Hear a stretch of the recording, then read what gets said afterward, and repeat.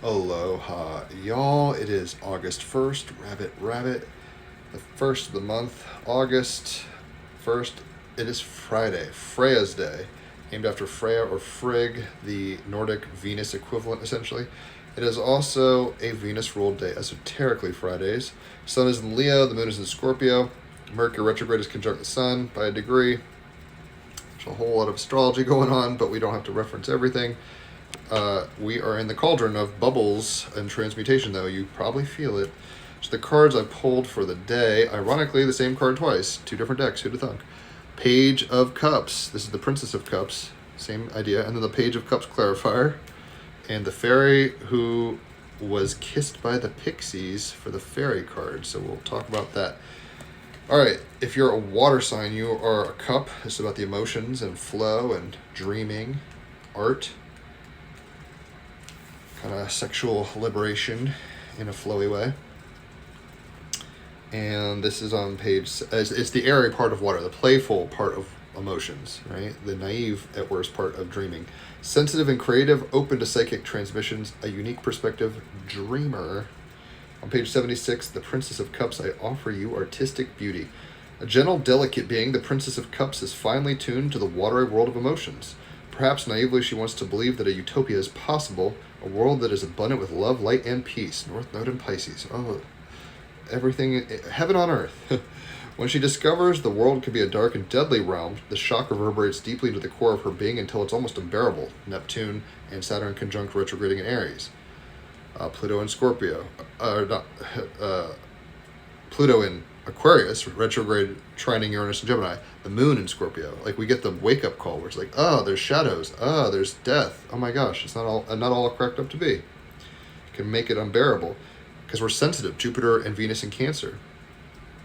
How can human beings commit such acts of negligence, hatred, and terror? How can they embody so much anger and ill will? Just turn on the news and you can start seeing how crazy the world is, right? Her bandaged eyes symbolize the unwillingness to witness the suffering. Instead, she must look inwards. Her strategy is to develop a fantasy world populated by gentle, radiant beings and creatures who are continually moved to love, support, and nurture one another. A world where love is given and received unconditionally and all forms of life are affirmed and cared for.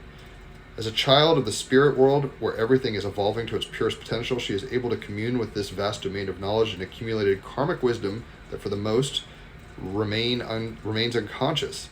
She therefore lives in both worlds and can be a powerful messenger, using her perceptive nature and sensitivity to visualize and evoke the archetypal transitions and journey that we all face in life in an endeavor to come home and become whole. When we allow the hurts and challenges of life to make us more inspiring, more loving, more beautiful human beings, we are walking the most miraculous path. Harry Potter, living under the stairs, being emotionally abused by his foster parents, gets to Hogwarts and finds his destiny, but it ain't easy, right? No story worth telling has pure stability. It's sine waves, it's ups and downs. This is Harry Potter's wands, so that's what made me think of that. So we're walking the miraculous path when we let the hurts and hang-ups of life inspire us and alchemize us and not get bitter and jaded about it. This is the alchemical game of transforming our burdens, the ball and chain of life we carry, into radiant possibilities to move through life with grace. Jupiter and Venus in Cancer. Mars in Virgo, right? It's like, how can we be gracious and calm about it all? To not allow ourselves to be soured by sadness or be held in the withering grasps of regret is a constant practice and one worth fully taking on. North Node in Pisces. We can do it. We can dream a better dream. This card invites you to consider how a complaint, when looked at from a different angle creatively, is transformed into a rich form of guidance. So the Princess of Cups, the Page of Cups, and this is for both cards, so I'm not going to read it twice, the playful part of emotions, sensitive and creative, open to psychic transmissions, a unique perspective, dreamer. So, like I said, it's the same card twice. I think the idea here is like, you eat some mushrooms and then you start having shadow work, or you go out and start singing your song. Whoa, listen to the music, right? And then you're getting a sunburn, or the mosquitoes are biting you. It's like nothing is perfect. We have to kind of shatter our illusions. We have to understand the perfect imperfection of things, the progress, right? The coal is heat and pressure turns into a diamond eventually, kind of thing. And I think the idea here is that we have to play with our imaginations, play with our hearts, blasted wide open, unconditionally, for the magic to take the deepest rooting in us. So the fairy card, coming from Brian Froud's Fairy Oracle card, the Friday Wild card, is number 21, the fairy who was kissed by the pixies. And this is all about unconditional love. So, let's see what this says. Come on now. There we go. The fairy who was kissed by the pixies on page 92, number 21. Love given, love received, metaphorical open heart surgery. Very Page of Cups. Pixie kisses are not chocolate like the well-known Hershey's Kisses, but the pixies claim that they are a whole lot sweeter and don't do anything dreadful to your teeth. However, if the pixies have been munching fairy chocolate, some pixies' kisses give you freckles. As Brian wrote, the pixies say that there cannot be too much kissing. A fairy kiss is a blessed kiss indeed. Pay attention to when you feel a fairy touch on your cheek or lips. Pixie kisses, in fact all fairy kisses, are to be noticed and savored. If you do notice, you will find yourself smiling without meaning to and feeling a surge of warmth swell in your heart. Sun and Leo, right? Jupiter and Venus in Cancer. The fairy, Morna, is the queen of love. All kinds of love. Brotherly, sisterly, parental, friendly, unconditional, and conditional, either or both. She tells us it takes perfect people to have a perfect love, but we, imperfect as we all are, may have many loves, each one perfect for who we are and for what we need now. These loves may not feel perfect, they may not look perfect from the outside, but they fit us now. If we don't like them, she shrugs, then we need to change ourselves to that of a different kind of perfection, so that a different kind of perfection fits us. Here we see Morna in her role as a heart surgeon using the power of love to help us open our hearts when we have closed them off out of fear, helping us to expand and become more of what we have the potential to be. Yes, it is true, having an open heart, being willing to love and be loved makes us vulnerable to loss and grief, Scorpio moon. But Morna assures me, and I believe her, that once a heart is fully and truly open, even the deepest grief becomes bittersweet like dark chocolate, and there is no pain that is not balanced by the greater joy of love. The feeling of giving love is what makes us feel good.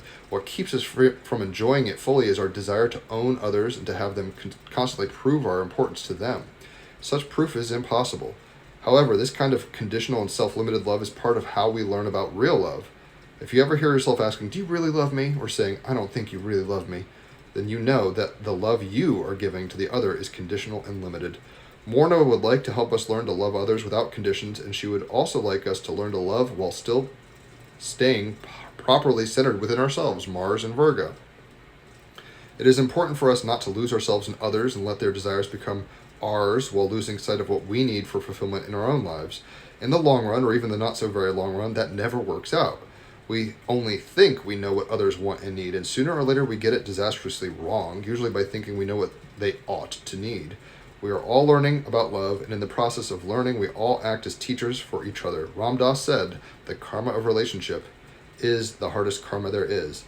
Believe it, Morna advises, and this is true, no matter what the relationship is. But for all that, love is the purest sense. Love in its purest sense is the fast track to self-realization and enlightenment. The wild thing at the top of the picture is filled with bliss and is longing to cuddle its way to enlightenment. Remember, everything and everyone in fairy glows with its own light. So do we. Much of that light is the glow of love. Remembering that is important.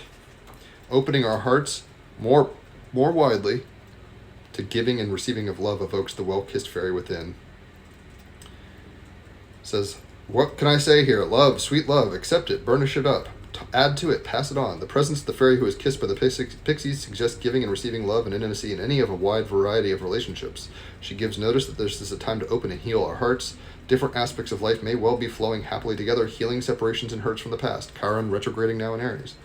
Bonding may take place and deep feelings emerge. Jupiter in Cancer, Venus in Cancer, the moon in Scorpio. Change for the better may occur in all aspects of life, but especially in relationship, which may be deepening and becoming richer. You may be experiencing love therapy for opening the heart as new relationships begin and old ones develop. Enjoy. So the idea is love. Love is all you need, but it's like you're gonna get your toe stubbed sometimes. You're gonna miss the mark. You're gonna have heartbreak. That doesn't mean don't love. That doesn't mean cut off your creativity. Be kissed by the fairy and know that your heart will go on, right? And the magic, Harry Potter and otherwise, is there. So if you've enjoyed this, leave a tip, tag people, share it, whatever is clever. I do appreciate the tips. Obviously, holler for a reading. 3 hours of astrology is $150. $50 for an hour of cards. Half off if it's your birthday on either or both. And if you refer somebody to me, you get half off on cards. Check out the Team Rabbit Hole podcast. I'll post in the comments. Enjoy your Freya's Day in August. I'll catch you on the flip side. Adios.